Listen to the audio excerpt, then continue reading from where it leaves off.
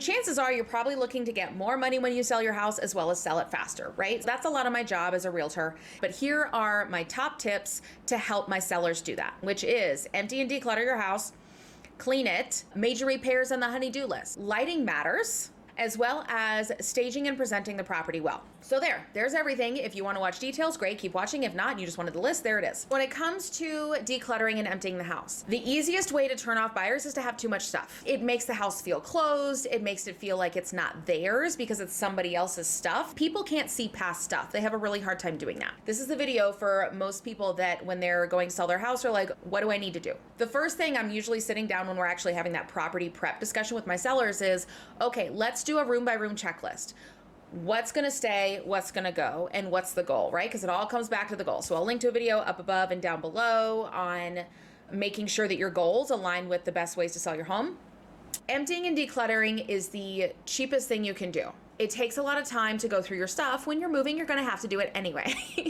So the more you can do it up front, get rid of what you don't need. I usually tell my sellers that if you don't need it for the next season, the next 3, 4, 5 months, and that's the timetable you're looking at selling and moving, then go ahead and pack it up because you're gonna have to pack it in a couple months anyway. It splits up the packing.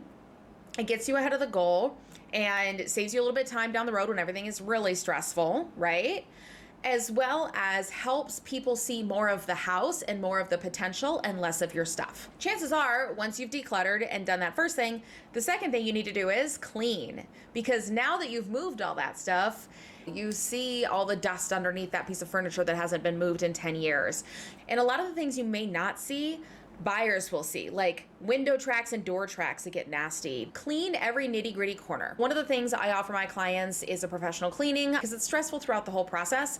And I know that that is a huge impact to not only ROI, but speed to sell their home. So that's an investment that I'm willing to make on their behalf. I'll link to up above and down below on 10 things to clean when you're selling your home. I had shot that after showing like 15 homes that day, all the gross stuff that all of my buyers pointed out. Definitely invest in cleaning your home. And if you don't have a lot of money, that's something you can definitely do yourself, but don't skip over the little stuff. Do the blinds, do the window tracks, do the basement window wells, do inside of the light fixtures on the front porch. They get cobwebs that you don't think about. All those things make an impression to a buyer. Third thing, major repairs or the honey-do list, as I like to call it. I'll link to a video up above and down below on what to fix when selling your home and why the category of what you're fixing matters and what type of buyer you're going to attract with the repairs that are needed. I'm not talking about investors or flippers. If your house is in complete disrepair or has major issues, that's a different scenario. For most people living in their home, chances are there's a handful of things that need to be fixed because everybody has that list. I'm an engineer. I married an engineer.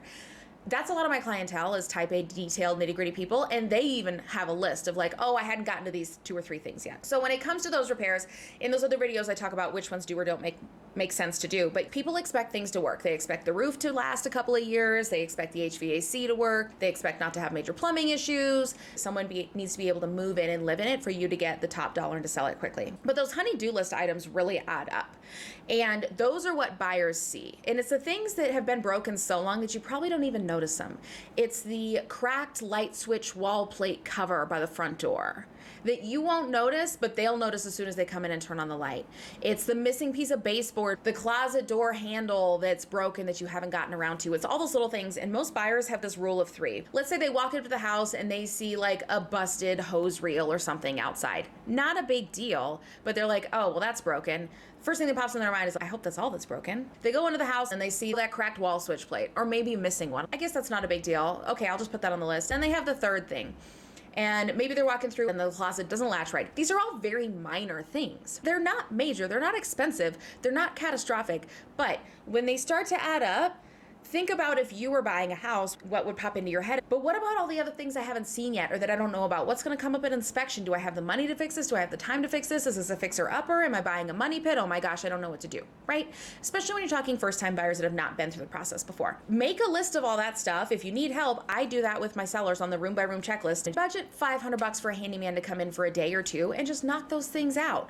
And I know to you they're minor, and a lot of people will say, well, I would just rather price the house less and not have to deal with it. Yeah. The buyer would rather not have to deal with it, and they're going to ask you a lot more of a discount because one, they don't realize how minor it is, and two, they have a lot going on too, and they're stressed about what the rates are like and what the insurance rates are and what taxes are going to be, and oh my gosh, how are they going to afford this house in the first place, and they're already a stretch. Don't ask them to pay more money. That's what's going to make your house sell slower, and people are going to offer less because they feel like they want a deal because there's work involved. Major repairs that need to be done, as well as those honey-do lists. You don't have to do them all, but what I'm telling you is how to get the most money for your home, as well as to sell it the fastest. Because for a lot of people, that's the goal they come to me with. And these are how I help my sellers do that. So next one is gonna be light cosmetic upgrades. I'll link to up above and down below my high ROI home improvement items of things that I do to my personal house or to rental houses or any investment that I make, and it's the top handful of things that I'm always telling my sellers, if you're willing to invest a little bit here, it will pay off major in the end. And a lot of the agents in my office make these same recommendations. So one, going to be painting. Painting can change the entire look and feel and smell and everything else of a property. It is worth the money to paint. I just had a property that was peach ceilings and peach walls and peach baseboards.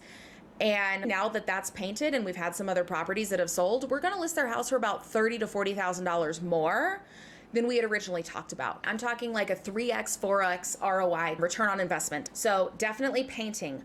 Light fixtures is another really, really easy one to do. A lot of people don't realize how easy those are to install yourself. You could certainly put that on your handyman list. You don't need to hire an electrician to do light fixtures. And I'm not talking some high-end fancy fixtures. Go to Habitat for Humanity, Restore, go to Bud's Warehouse here in Denver. I'm a huge fan of those resale places because just because that light is not brand new and trendy, chances are it's 20 years newer than the 50-year-old fixture you have that isn't quite retro yet and just still feels dated because it's from 1983. Okay? Light fixtures are a very, very high return on investment upgrade. Another one is plumbing fixtures. Your faucets, your handles on your toilets, your shower fixtures, vanity lights in bathrooms, that's back to light fixtures, knobs on cabinets. You're talking like $2 a knob. Go buy a bulk pack on Amazon, especially if you already have knobs. Make sure you know the handle spacing, but those small investments across the entire house can make a huge update there. And another thing that's a little bit more work, but if you're handy and you want to do it yourself or hire your handyman, is outlets and switches.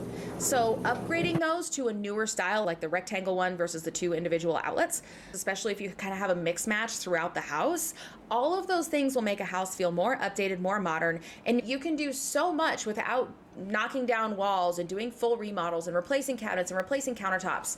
Paint, light fixture, plumbing fixtures, and hardware, doorknobs, all those types of things are my high ROI light upgrade items that either DIY or handyman type items that will make a huge impact to your home. A lot of people hesitate to do it because they don't see the impact it's gonna make. Realtors doing this every day, we know what buyers are looking for and we know what buyers do and don't like when they walk into houses, and that's our job, is to help you understand, here's what makes sense to do, here's what buyers don't care about. If you're looking to sell in Denver metro area, I have a link down below. If it was helpful, hit the like button.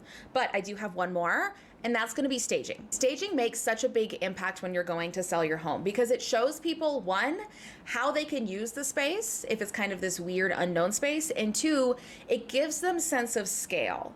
And vacant homes will always look better when they are staged. And even lived in homes, getting rid of large, oversized stuffed furniture and putting in something a little bit smaller scale, a little bit lower back on the chairs or on the couches, because it allows people to see more. Having appropriately sized furniture for the space makes the space look better, which means it's gonna sell more and it's gonna sell faster. We'll link to a video up above and down below on how I do a fake staging bed. $150, worth every penny. Bedrooms always look smaller when they're empty. Living rooms, dining rooms, you don't have to do massive stuff. We'll put another one down below on staying with the character of the home when it comes to staging, because that shows off the house better. If you're willing to go buy some stuff off Facebook Marketplace or from Restore or Buds or used furniture, you don't have to have brand new expensive stuff. It doesn't have to be nice. You can even go to Big Lots and go buy a $250 couch or American Furniture Warehouse. The big thing is showing people the size of the space, how they can use the space, and giving them a sense of scale with some furniture and some pieces in there, because most homes will always look smaller when they're empty. And so having some furniture in there will not only make the space look bigger, it will make it easier for buyers to visualize themselves in the home. Those are my top tips as far as getting more money for your home when you're selling, as well as selling it faster. As I mentioned before, if this was helpful or you liked it, hit the like button. That will help other people find it. If you are looking to sell in the Denver metro area, please feel free to reach out to me. I have these conversations with buyers and sellers every day. These are the kind of things I'm recommending custom to their home, so they know exactly what to do. So you don't do things that don't make sense for your home, your property, your neighborhood, and your goals. My link is down below. You can take a time right off my calendar. Thanks so much for the time and have a great day.